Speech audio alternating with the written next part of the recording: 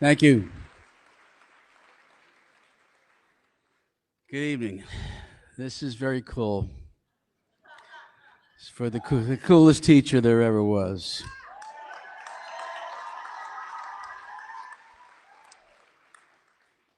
I first met Chuck Arnold when I was here at Hicksville High School cutting class. There was a nice Baldwin grand piano that I loved to play because the piano I had at home was a piece of junk. And I would cut class and play the piano. And from time to time, one of the staff or a janitor would pop in and say, "Are you supposed to be here?" I said, "Yes, I'm here to rehearse this piece that I've learned." And I would play. I'll show you.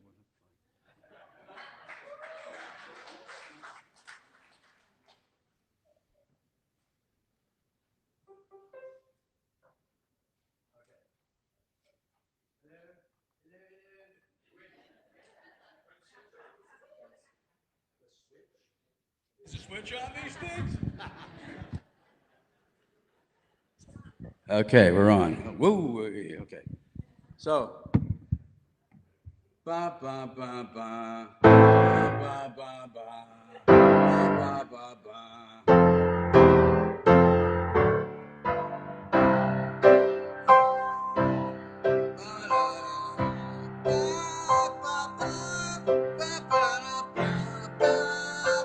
I'm wailing away on this thing, and I'm just going at it, and I just feel like there's a shadow standing over me. And it's Chuck Arnold.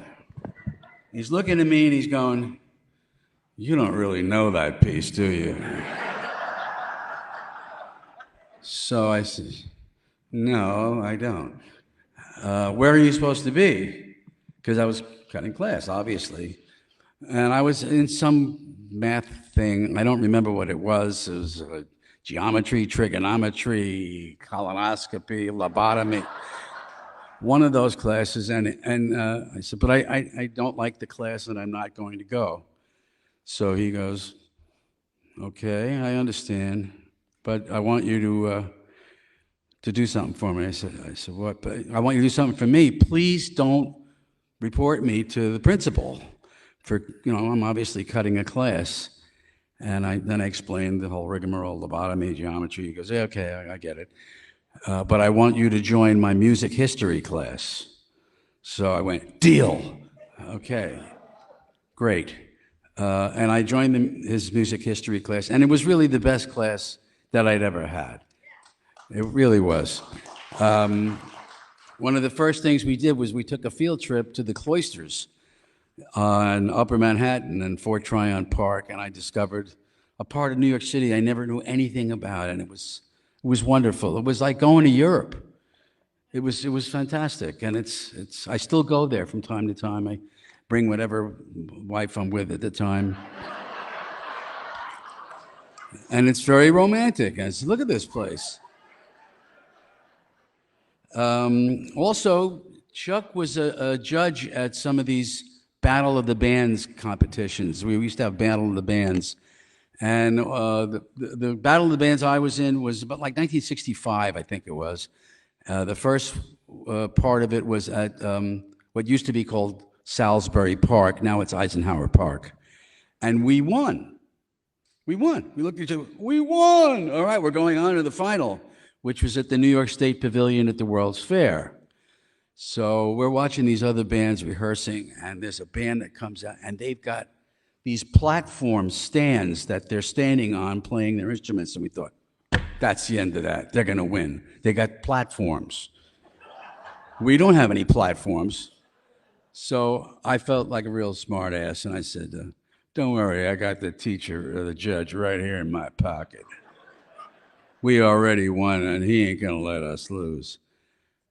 We came in second. I want to thank Chuck for making sure my career didn't peak too early.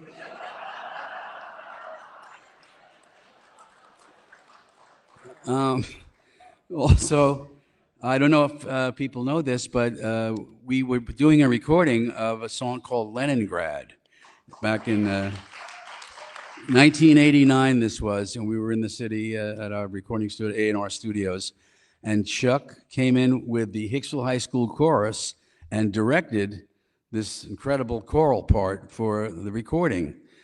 And you can still hear it now. It's on the recording. So I went to his music history class. It was a wonderful class. It was the best class I ever had. And I enjoyed, even though I didn't go to school a lot, because I'm working till 2 or 3 in the morning. Who could get up at 7 for whatever lobotomy class it was?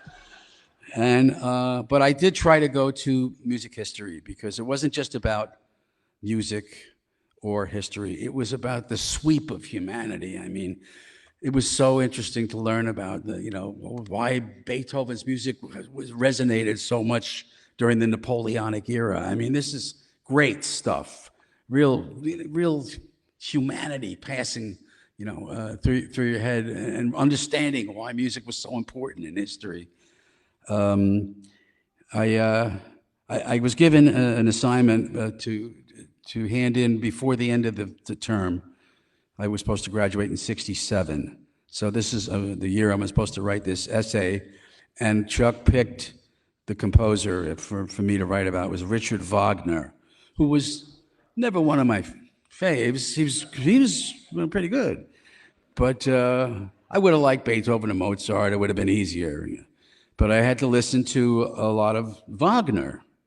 And I basically summarized my opinion of Richard Wagner in the essay that I handed in, which was essentially, his music is a lot better than it sounds, which is a direct steal from Mark Twain.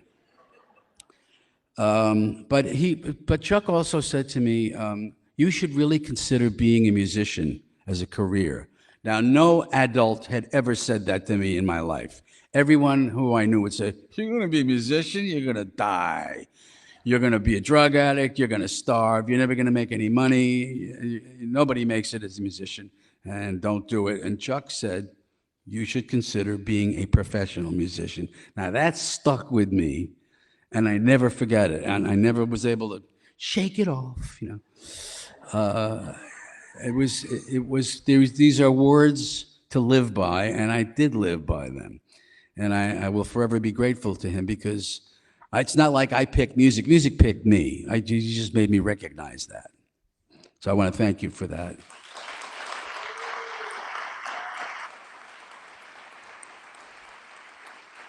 And I think it's a wonderful tribute to this man to have a theater named after you.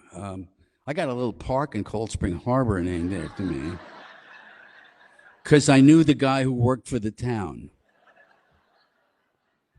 I thought, and he said, they're naming a park after you in Cold Spring Harbor. I thought it was like Central Park. It's like this big. You walk in, you walk out. But this is a wonderful honor for this man who has impacted so many of our lives. And I want to thank you for being my teacher, Chuck Arnold.